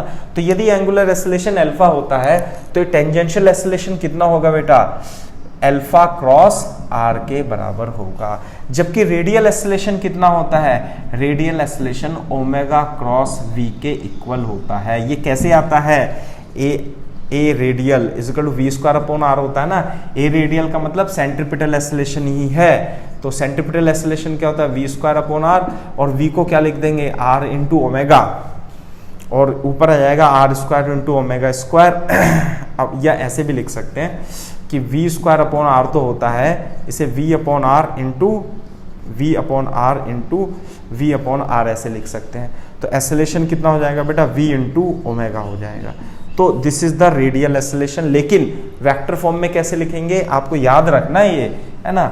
इसे समझाने के लिए तो समझा सकते हैं हम क्रॉस प्रोडक्ट की हेल्प से, लेकिन just you have to remember that radial acceleration और सेंट्रीपिटल एक्सेलेरेशन की डायरेक्शन सेंटर की ओर होती है, टेंजेंशियल की direction perpendicular to the line joining center to that point होती है, यानी कि इसके अलोंग होती है, और वो AT की वैल्यू r क्रॉस, है ना, अल्फा क्रॉस r होती है। तो बेटा टोटल एक्सेलेरेशन पार्टिकल का कितना लिखेंगे, omega cross v plus AT कितना लिखेंगे, alpha cross r is the total acceleration of the particle, है ना। वेरी इंपॉर्टेंट, है ना, वेरी इंपॉर्टेंट रिलेशन। क्वेश्चन तो इस पे से कोई खास बनता नहीं है, लेकिन, है ना, लेकिन ये एज इट इज पूछा जा सकता है। क्लियर है क्या बात। तो इस तरीके से आप इन क्वेश्चंस को कॉपी कर लीजिए, ये बात हो गई। सो this is the relation between total acceleration of the particle and this is the total acceleration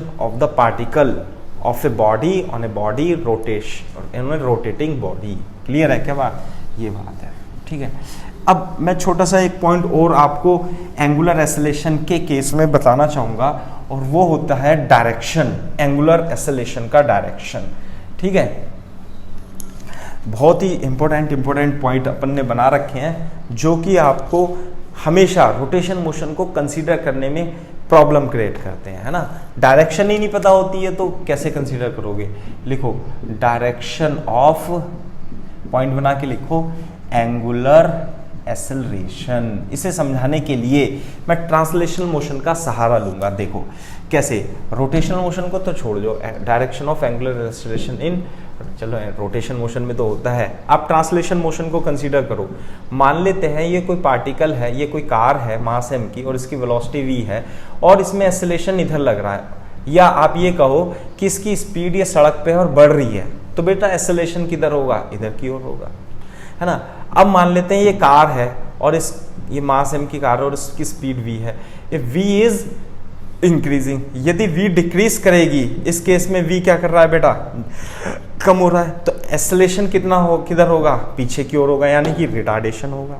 यही बात आपको इस चीज में समझनी है, ठीक है। मान लेते हैं हमारे पास एक ये डिस्क है ऐसे करके, और ये डिस्क इस एक्सिस ऑफ रोटेशन के अबाउट ओमेगा से घूम रही है, ओमेगा।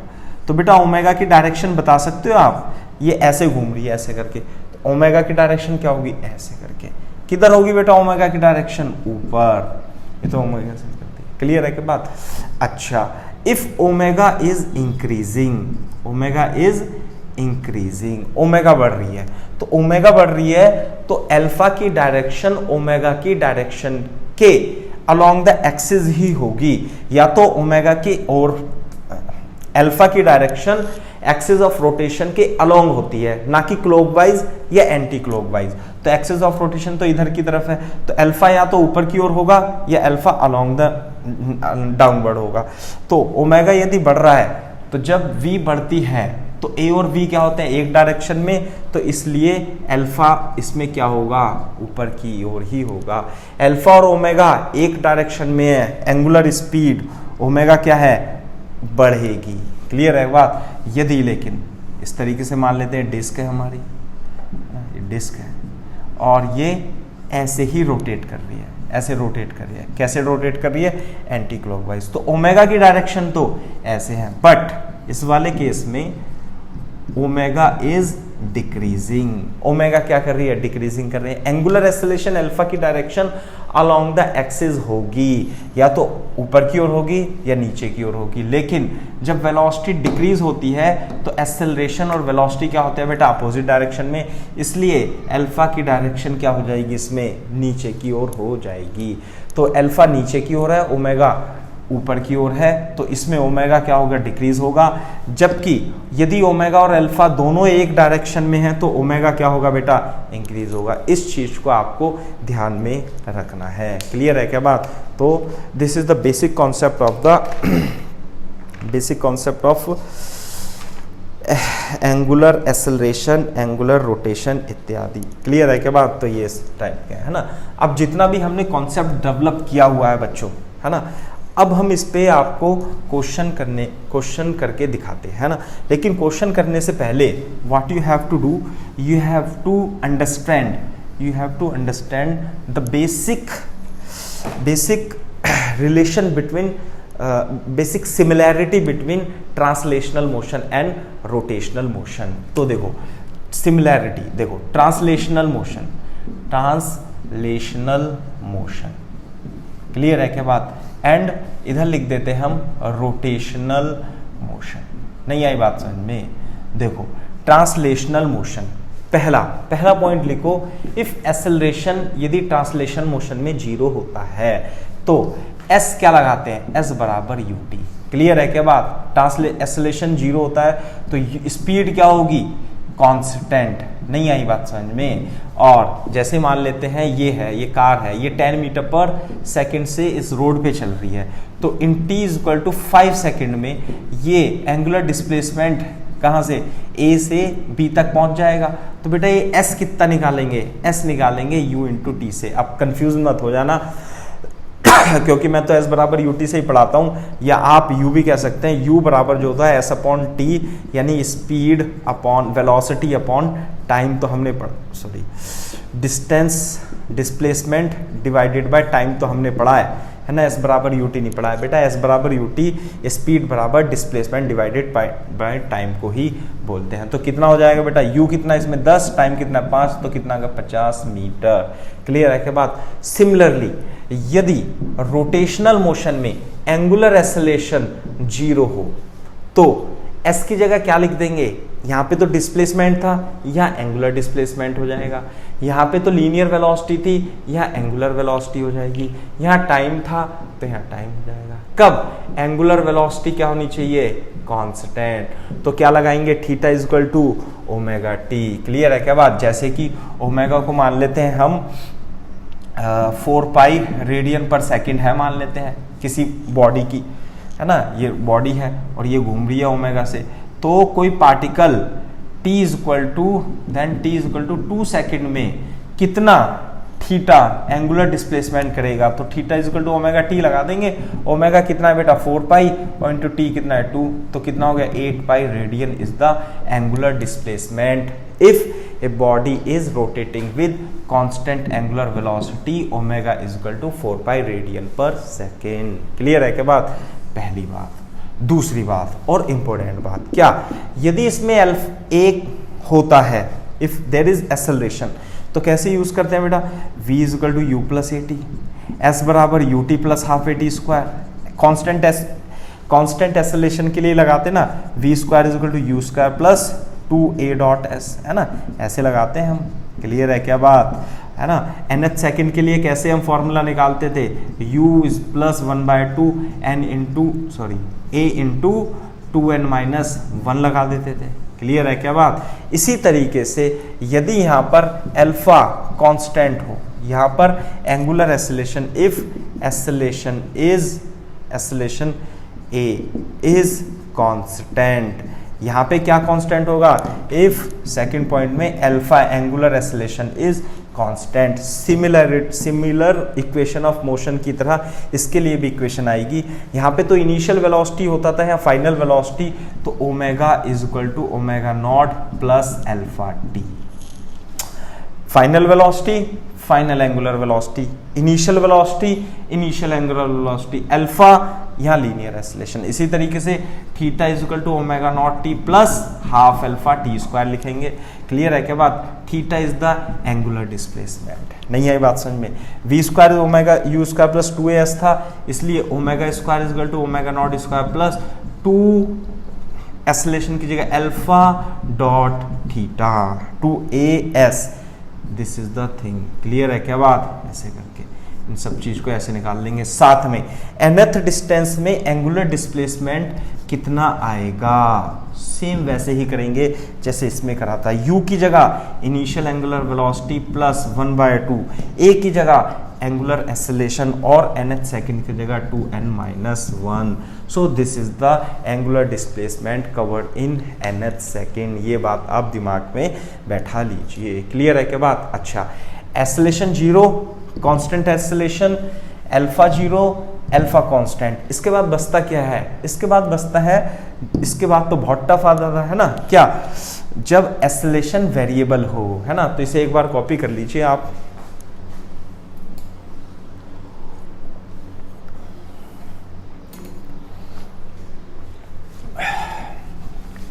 तो इफ लिख लो, ट्रांसलेशनल और रोटेशनल मोशन में सिमिलैरिटी हम कंसीडर करते हैं। तीसरा केस क्या था? इफ ए इज वेरिएबल, तो यहां पे क्या आएगा बेटा? इफ, तीसरे केस में if angular acceleration is variable. Clear है क्या बात? ऐसे करेंगे, ठीक है। ए वेरिएबल है तो कैसे करते थे? v को ए को क्या लिखते थे हम? ए को लिखते थे dv/dt, ऐसे लिखते थे ना। और v को क्या लिखते थे बेटा? ds/dt, है ना। और v को हम और क्या लिख सकते हैं? d²s/dt²। और a को क्या लिख सकते हैं हम? a को लिख सकते थे v dv/ds। तो जब a वेरिएबल होता है तो हम डिफरेंशिएशन एंड इंटीग्रेशन की हेल्प लेते हैं और इस तरीके से सॉल्व कर देते थे। इसी तरीके से जब हमारे पास अल्फा यदि वेरिएबल होगा, अल्फा यदि वेरिएबल होगा तो क्या करेंगे हम? इंटीग्रेशन और डिफरेंशिएशन की हेल्प से सॉल्व कर देंगे। और कैसे? कि ओमेगा को क्या लिखेंगे बेटा? dθ/dt, ऐसे करके लिखेंगे ना, omega is equal to dθ/dt। दूसरी बात ये तो होती है, साथ में अल्फा को क्या लिखेंगे हम? अल्फा को लिखेंगे dω/dt, लेकिन ओमेगा तो होती है dθ/dt, यानी dθ/dt and it can be written as d²ωθ/dt²। Also v dv/ds भी होता है, यानी ओमेगा dω/dθ को भी हम अल्फा लिख सकते हैं। तो मेरे ख्याल से आपको ये सब चीज़ें बात समझ में आ जाना चाहिए, जब ही जा करके आपको ये क्लियर हो पाएगा, ठीक है। तो ये बात रह गई है इसकी, ठीक है। अब हम इसमें कुछ कॉन्सेप्ट, कुछ क्वेश्चन कर लेते हैं, है ना। क्वेश्चन करने के बाद ही आपको इसका काफ़ी पोर्शन क्लियर हो जाएगा, ठीक है। तो बेटा क्वेश्चन लिखो, क्वेश्चन लिखो, इसी पर लिखो क्वेश्चन क्या है? हाँ, फाइंड द, सबसे पहला और सिंपल क्वेश्चन। अब हम कुछ न्यूमेरिकल कर लेते हैं इस पे। क्या लिखो? Find the angular velocity of, angular velocity of second hand in A watch. Second hand की एंगुलर वेलोसिटी निकालना है। तो बेटा एंगुलर वेलोसिटी कितना होता है? θ/t, है ना। या आप इसे omega is equal to 2π/t की हेल्प से भी लिख सकते हैं, दोनों एक ही होता है। थीटा कितना हो गया? एक चक्कर लगाने में 2π रेडियन और टोटल टाइम कितना थी। तो जब भी आपको कांस्टेंट एंगुलर वेलोसिटी से पार्टिकल घूम रहा है तो उसकी एंगुलर वेलोसिटी और टाइम पीरियड में relation omega is equal to 2π/t होगा। यदि आप सेकंड हैंड को कंसीडर करते हो तो 1 मिनट में सेकंड वाली हैंड पूरा चक्कर लगा लेती है, तो टाइम पीरियड कितना हो जाएगा? 60 सेकंड। और एंगल कितना कंप्लीट करेगी बेटा? ये 2π, तो कितना हो जाएगा? π/30 radian per second is the angular speed. बहुत ही आसान क्वेश्चन हो जाता है। क्लियर है क्या बात? दूसरा क्वेश्चन लिखो इफ ए व्हील, क्वेश्चन लिखो दूसरा example. If a wheel is rotating with angular acceleration alpha is equal to 4 radian per second square and its initial velocity is 5 radian per second। Clear है क्या बात? Alpha कितना है? 4 radian per second square, और initial velocity कितनी देर की? 5 radian per second. क्या find करना है? First in t is equal to 2 second angular displacement. Clear है क्या बात? Second in t is equal to 2 second, नहीं ऐसे लिखो, after 2 second, after t is equal to 2 second angular velocity. नहीं आई बात समझ में? तो देखो 2 सेकंड बाद एंगुलर वेलोसिटी निकालना है, अल्फा दे रखा है, ओमेगा नॉट दे रखा है, तो क्या लगा देंगे, omega is equal to omega naught plus alpha t लगा देंगे। ओमेगा नॉट की वैल्यू कितनी है 5 और अल्फा की वैल्यू है 4 और टाइम कितना दे रखा है बेटा 2 सेकंड, तो कितना हो जाएगा 5 4 दूनी 13 radian per second is the correct answer. नहीं आई बात समझ में। दूसरी बात, यदि आपको ये तो हो गया फर्स्ट पॉइंट, यदि आपको इसमें थीटा निकालना है, अच्छा ओमेगा पहले निकाल दिया हमने, यदि आपको थीटा निकालना है तो थीटा का फॉर्मूला क्या होता है, omega naught t plus half alpha t square. बेटा ओमेगा नॉट की वैल्यू कितनी होगी 5 और टी की वैल्यू कितनी, कितने सेकंड में 2, हाफ अल्फा कितना है 4 एंड 2 स्क्वायर कितना हो गया बेटा 10 plus 8 is equal to 18 radian पर 18 रेडियन। क्लियर है क्या बात, 18 रेडियन हो जाएगा। कभी कभी क्वेश्चन में वो क्या पूछता है, कभी कभी वो पूछता है also find the average velocity, है ना।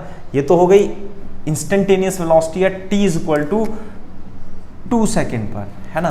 तो लिख लो एवरेज वेलोसिटी कैसे करेंगे, लिखो also find the average velocity, also find the average velocity of this wheel in these 2 second, in these 2 second. Average का मतलब क्या होता है बेटा, एवरेज का मतलब होता है 2 टाइम इंटरवल के बीच निकालना है हमें। तो बेटा ओमेगा एवरेज क्या होगी, है ना, ओमेगा एवरेज होगा total angular displacement, total angular displacement divided by total time.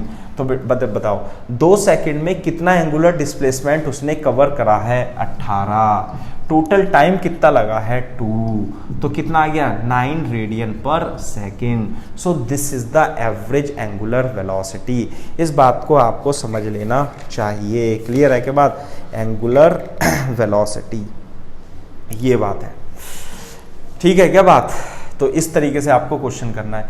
इस क्वेश्चन में कभी कभी आपसे पूछता है कि वो ये सब क्वांटिटी दे देगा और पूछेगा how many revolution it perform. Clear है क्या बात। तो उसी पर एक क्वेश्चन लिख लीजिए, क्वेश्चन लिखो if the initial angular velocity of the particle is 4 radian ना 2 radian per second and angular acceleration is 10 radian per second square, 10 radian per second square. Clear है क्या बात, 10 radian per second square and after some time it becomes, after some time it becomes कितनी हो जाती है, कुछ समय बाद it becomes 20 radian per second. Clear है क्या बात, कितनी हो जाती है बेटा 20 radian per second.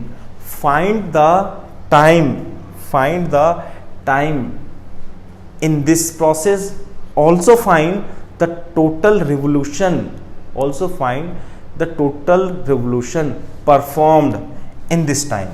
Total revolution भी निकालना है, क्या निकालना है, एक तो टाइम निकालना है फर्स्ट में और नंबर ऑफ रिवोल्यूशन निकालने हैं, number of revolution. Number of revolution का क्या मतलब है, रिवोल्यूशन, है ना, नंबर ऑफ रिवोल्यूशन का मतलब है कितने चक्कर।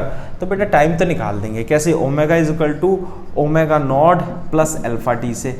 बेटा ओमेगा कितना है 20 और बेटा ओमेगा नॉट कितना है 2, अल्फा कितना है 10 into T.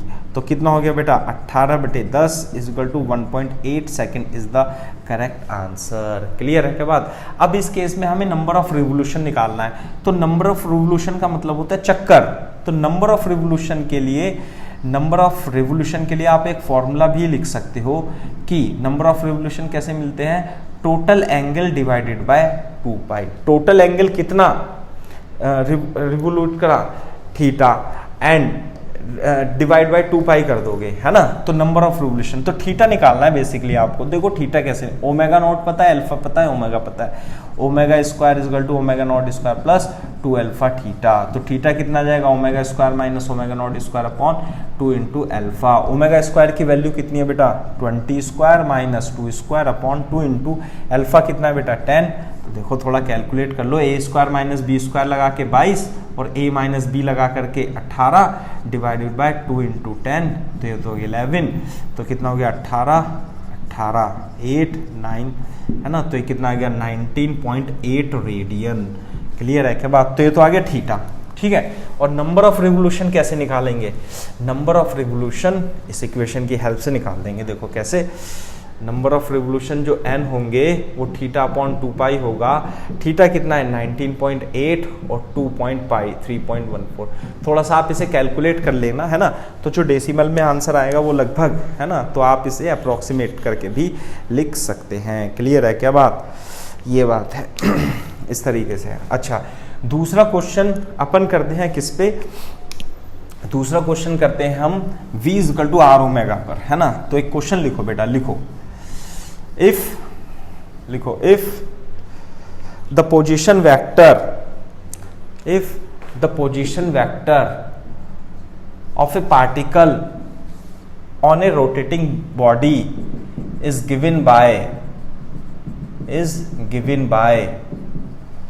I cap plus 2j cap plus 3k cap। Clear है क्या बात? एंड द एंगुलर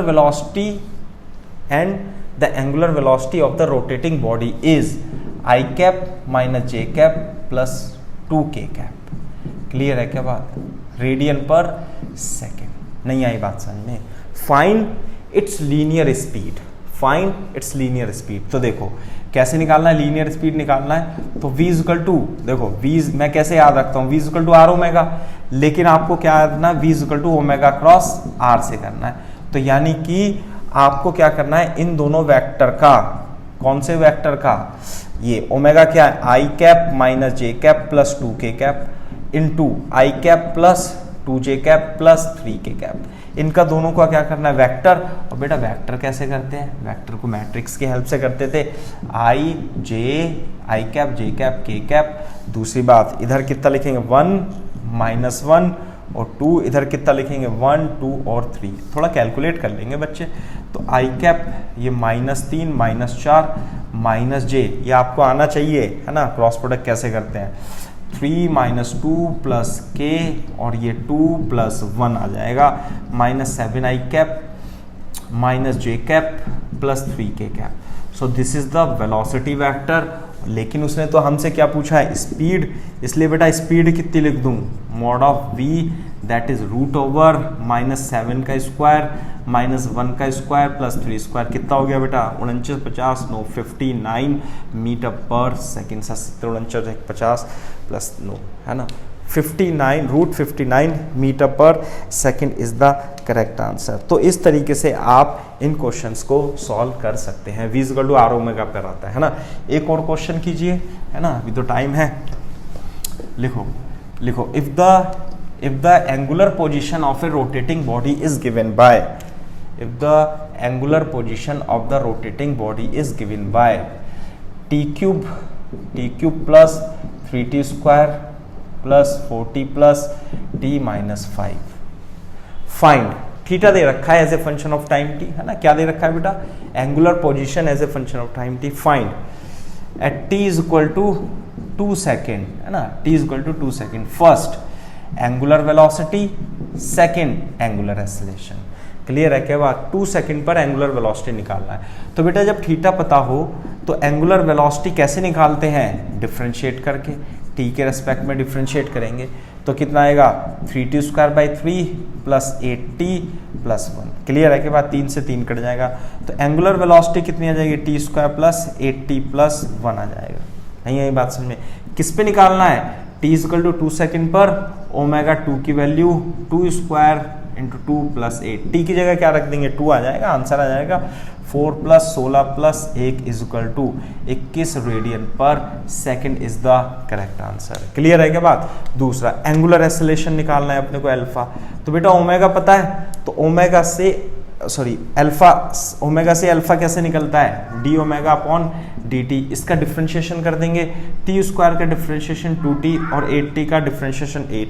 तो alpha is a function of time t 2t plus 8, है ना। अब हमें अल्फा निकालना है कब, t is equal to 2 second पर। तो t इज इक्वल टू 2 रखेंगे तो अल्फा 2 कितना जाएगा बेटा, 2 इंटू 2 प्लस 8 8 और 4 12 radian per second square is the correct answer. लेकिन ये तो बहुत ही आसान क्वेश्चन है, एक ट्विस्टेड क्वेश्चन हो जाता है इसमें। कैसे, क्वेश्चन लिखो सेम क्वेश्चन को कंप्लीट करते हैं। इन द अबव क्वेश्चन, लिखो बेटा, in the above question find the average angular velocity, find the average angular velocity and average angular acceleration from t is equal to 0 to t is equal to 2 second. Average angular velocity निकालनी है अपने को और angular acceleration average भी निकालना है। Clear है क्या बात? तो बेटा देखो, एवरेज एंगुलर वेलोसिटी कैसे आती है? एवरेज एंगुलर वेलोसिटी जो आएगी वो आएगी total displacement divided by total time, यानी t2 माइनस t1 और ऊपर क्या आएगा बेटा θ2 माइनस t1। t बराबर 0 से, यानी t1 तो क्या दे दिया इसमें 0 दे दिया और t2 क्या दे दिया 2 सेकेंड, तो यहाँ पे आएगा 2 माइनस 0 एंड θ2 क्या आएगा, थीटा दे रखा था ना ये, theta is a function of time t cube upon 3 plus 4t square plus t minus 5। तो बेटा देखो t इज इक्वल टू 0 रखोगे, t इज इक्वल टू क्या रखेंगे 0, तो थीटा 0 आ जाएगा, माइनस θ1 क्या था थीटा 0 और यहाँ पे कितना आएगा θ2, तो θ 0 0 0 0 0 plus 0 plus 0 minus 5 is equal to minus 5 radian, ऐसे करके आ गया ना। और दूसरा t is equal to 2 second पर थीटा इज इक्वल टू 2 रखेंगे ऐसे करके, तो जब थीटा इज इक्वल टू 2 रखेंगे तो कितना आ जाएगा ये, थीटा इज इक्वल टू 2 पे 2 की power 3 plus 4 2 into 2 square plus 2 minus 5, तो कितना जाएगा बेटा 8 अपॉन 3 प्लस 4 चौक 16 ओ माइनस 3 आ जाएगा, इस तरीके से, है ना। तो बेटा कैलकुलेट करो इसे।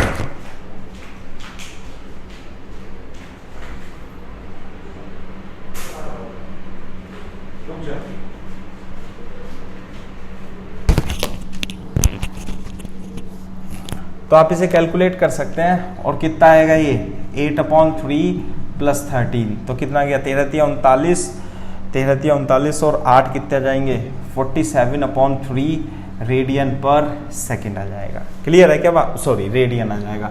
तो बेटा यहाँ पे वैल्यू रख देंगे इसकी, θ2 की वैल्यू कितनी है 47 अपॉन 3 माइनस ये कितना है माइनस 5 अपॉन टोटल 2, तो इसे कैलकुलेट कर लोगे आप, then you will get the answer. Similarly यदि आपको एवरेज एक्सेलरेशन निकालना